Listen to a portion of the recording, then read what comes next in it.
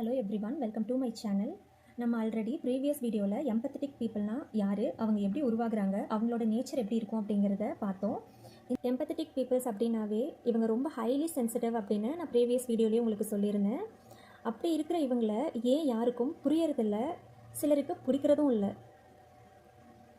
இந்த உலகத்தில் பல நேரங்களில் இந்த எம்பத்தட்டிக் பீப்புள்ஸ் தனிச்சு விடப்படுறாங்க. இது எதனால் அப்படிங்கிறதுக்கான சைக்கலாஜிக்கல் ட்ரூத்தை தான் இந்த வீடியோவில் பார்க்க போகிறோம். ஃபஸ்ட்டு எம்பத்ஸை யாருக்கும் ஏன் பிடிக்கிறதில்ல அப்படிங்கிறதுக்கான ரீசன் பார்க்கலாம். எம்பத்ஸை பிடிக்காமல் இருக்கிறதுக்கு நிறைய காரணங்கள் இருக்குது. அவங்கள பார்த்து மற்றவங்க பயப்படுறாங்க அல்லது அன்கம்ஃபர்டபுளாக ஃபீல் பண்ணுறாங்க அப்படிங்கிறது தான் ஃபஸ்ட்டு உண்மை. ஏன் அப்படின்னா இவங்க ஒரு மிரர் மாதிரி. எம்பத்தட்டிக் பீப்புள்ஸ் மற்றவங்களோட மறைக்கப்பட்ட ஃபீலிங்ஸையும் அவங்க மறைச்சு வைக்கிற பொய்களையும் ரொம்ப ஈஸியாக கண்டுபிடிச்சிருவாங்க. இதை தான் கார்ல் ஜங் ஷேடோ ட்ரூத் அப்படின்னு சொல்கிறாரு. ஒவ்வொரு மனிதருக்குள்ளேயும் அவங்களே விருப்பப்படாத அவங்களோட சில இருண்ட பக்கங்கள் இருக்கும். அதை ஒவ்வொருத்தரும் மறைக்க முயலும் போது ஒரு எம்பத்தட்டிக் பீப்புள் அதை டச் பண்ணிடுறாங்க.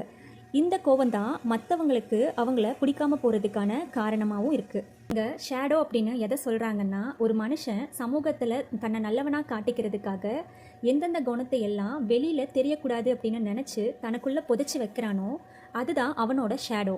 அதாவது கோபமாக இருக்கலாம், வஞ்சகமாக இருக்கலாம், காமமாக இருக்கலாம், அல்லது பொறாமையாக கூட அது இருக்கலாம்.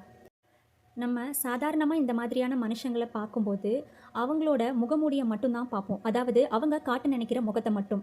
ஆனால் ஒரு எம்பத்தட்டிக் பீப்புள் அந்த முகமூடிக்கு பின்னாடி இருக்கிற அந்த ஷேடோவையும் நேராக பார்த்துருவாங்க. இதுதான் இங்கே பிரச்சனை. மற்றவங்க அவங்களோட ஷேடோவை மறைக்க போராடிட்டு இருக்கும்போது ஒரு எம்பத்தட்டிக் பீப்புள் அதை ரொம்ப ஈஸியாக மிரர் மாதிரி அவங்களுக்கே திருப்பி காட்டுறாங்க. அப்போது தன்னோட இருண்ட பக்கத்தை யாருக்கு தான் நேருக்கு நேர் பார்க்குறதுக்கு தைரியம் இருக்கும்.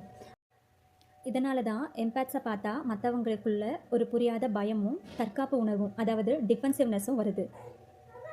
எப்போவாவது ஏன் யாராக இருந்தாலும் நம்மக்கிட்ட அப்ரோச் பண்ணும்போது ரொம்ப டிஃபென்சிவாக நடந்துக்கிறாங்க அப்படின்னு நீங்கள் நினச்சிருக்கீங்களா?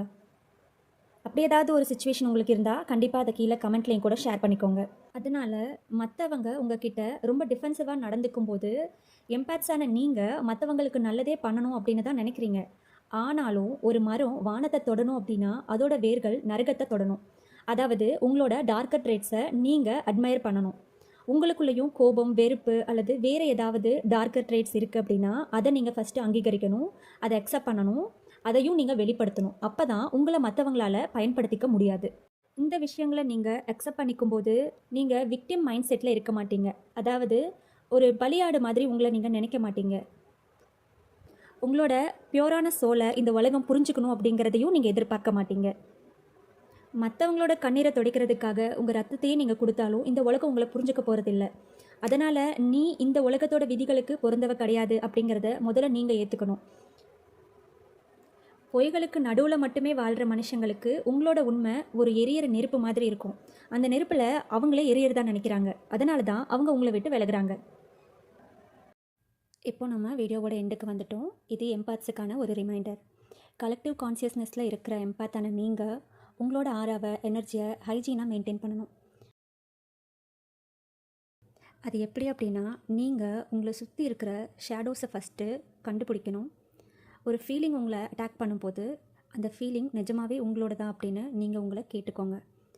அதுக்கான பதில் இல்லை அப்படின்னா அதை அந்த பிரபஞ்சத்துக்கிட்டேயே திருப்பி அனுப்பிடுங்க. எல்லா விஷயத்துக்கும் நீங்கள் ரியாக்ட் பண்ணணும் அப்படிங்கிற அவசியமே இல்லை. அடுத்தது இண்டிவிஜுவேஷன். நீங்கள் கலெக்டிவ் கான்சியஸில் இருக்கிறதுங்கிறது உண்மைதான். ஆனால் இந்த உலகமே நீங்கள் அல்ல. உங்கள் ஆன்மாவை சுற்றி ஒரு எனர்ஜி ஷீல்டை உருவாக்க பழகுங்க. மற்றவங்க உங்களோட சைலன்ஸை பார்த்து பயப்படுறாங்க. ஏன்னா உங்கள் சைலன்ஸில் அவங்களுக்கு கோடிக்கணக்கான சத்தங்கள் கேட்குது. நீங்கள் ஒரு எம்பாத்தாக இருக்கிறது உங்களோட வீக்னஸ் அல்ல. நீங்கள் இந்த பிரபஞ்சத்தோட நர்வ் சிஸ்டம்.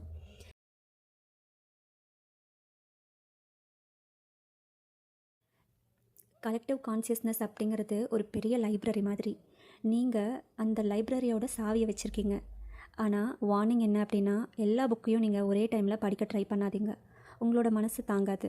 உங்களை புரிஞ்சுக்காதவங்களை மன்னிச்சு விட்டுருங்க. ஒரு சின்ன குளத்துக்கு தெரியாது கடல் ஏன் இவ்வளோ ஆழமாக இருக்குது அப்படின்னு. அந்த அளவு ஆழமானவங்க நீங்கள். உங்களை புரிஞ்சுக்க இந்த உலகத்தில் யாரும் தேவையில்லை. யாரும் இல்லைங்கிற கவலையும் உங்களுக்கு தேவையில்லை. இந்த பிரபஞ்சத்தோட ஆதி முதல் அந்தம் வரைக்கும் எல்லாமே உங்களுக்குள்ளே இருக்குது. அந்த மிகப்பெரிய சக்தி கூட பேசுங்க. உங்களோட வலியை அன்பாக மாற்றி பிரதிபலிக்கிற ஒரு ரசவாதியாக நீங்கள் மாறணும். மறுபடியும் இன்னொரு நல்ல வீடியோவில் பார்க்கலாம். தேங்க்யூ ஸோ மச் ஃபார் வாட்சிங்.